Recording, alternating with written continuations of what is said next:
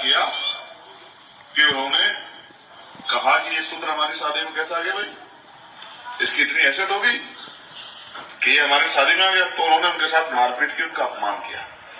जब अपमान किया तो शादी से बाहर निकाल दिया। तो वो घर ना जाके, क्योंकि अब ये बात बस तो वे पूरी रात बैठे रहे। सुबह के समय सफाई कर्मचारी का काम करने वाली 2 महिलाएं पहुंची, क्योंकि उनको भी दिन के उजाले में जाने की इजाजत नहीं थी, अंधेरे अंधेरे में जाना था। तो वो गई तो उन्होंने देखा कि भाई ऐसे वाले आदमी थे गोविंदराव फुले।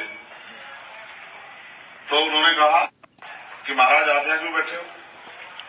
तो ज्योतिबा फुले साहब ने कहा कि मेरे साथ मेरा अपमान हुआ बहुत बड़ा और मेरा मन हो रहा है कि मैं आत्महत्या कर लूं। उन्होंने कहा क्या हो गया ऐसा? तो उन्होंने कहा मैं ऐसे एक साथी की शादी में गया था, उन लोगों ने मेरा बहुत अपमान किया, मेरे साथ मारपीट की, मुझे बेइज्जत किया, मुझे अपमान फील हो रहा है, इसलिए मैं चाहता हूं सुसाइड कर लूं। तो महिला हंसने लगी।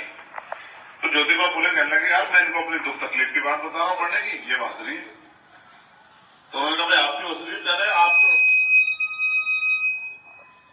आप तो इस बात पे मरना चाह रहे हैं, हमसे तो इससे बड़े बड़े अत्याचार होते हैं, हमारा तो इससे ज्यादा मजाक उड़ता है, हमें तो दिन के उजाले में जाने की इजाजत नहीं है, हमें तो अच्छा खाना, अच्छा पीने, अच्छे कपड़े पहनने की, अच्छा घर बनाने की इजाजत नहीं है, तो आप छोटी सी बात क्यों मरना चाहते हैं? तो ज्योतिबा फुले को एक बात समझ में आई कि भाई ये पढ़े लिखे लोग नहीं है, ये अपमान सम्मान को समझते नहीं है। अगर ये पढ़े लिखे होते और अपमान सम्मान को समझते तो इनको पता लगता कि अपमान सम्मान की कीमत क्या होती है। जिसपे बाबा साहब अम्बेडकर ने कहा कि जीवन जीना कोई बड़ी बात नहीं है, बड़ी बात यह है कि स्वाभिमान सम्मान के साथ जीना।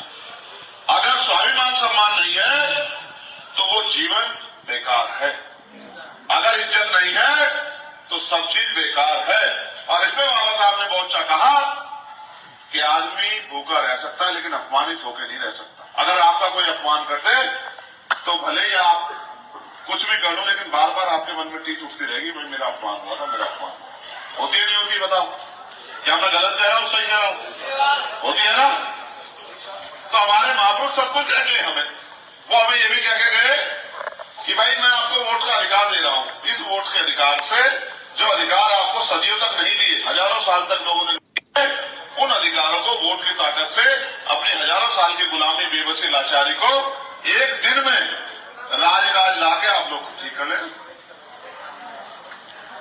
लेकिन हम लोग जो हैं, हमें गुलामी की आदत पड़ी हुई है। और गुलामी की आदत का एक बहुत बड़ा नमूना आपको बताता हूं कि गुलामी की आदत का उदाहरण क्या होता है कि बचपन में हाथी के पैर में महावत एक लोहे की संखल बांधता, बहुत मोटी, चेक करके देखना कभी, ठीक है? महावत कहते हैं जो हाथी को चलाता है, हाथी को हाथी के ऊपर बैठ के सवारी करता है, उसको महावत कहते हैं।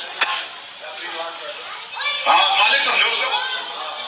तो वो इतनी मोटी संकल बांधता है, बहुत बड़े से मजबूत खंभे बांध देता है, तो वो हाथी का छोटा सा बच्चा पूरे जोर लगाता है, तोड़ नहीं पाता। जब तोड़ नहीं पाता तो उसके दिमाग में बात बैठ जाती है कि मैं इसको तोड़ नहीं सकता हूँ। तो जब हाथी बड़ा हो जाता है, विशालकाय, जो बहुत से बड़ी संकल तोड़ दे, तो उसके पैर में मोटी सी बेट डालता है बस। तो उसके दिमाग में बात घर कर जाती है कि मेरा पैर बंधा हुआ, मैं इस पेड़ को तोड़। इसको कहते हैं गुलामी।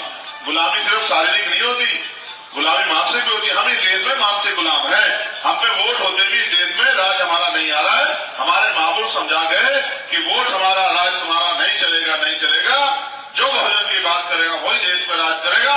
लेकिन इस देश में तो वोट हमारा है, राज दुश्मन का है। और राज वोट होते भी इस देश में हमें गरीबी, बेबसी, लाचारी जिंदगी जीनी पड़ रही है।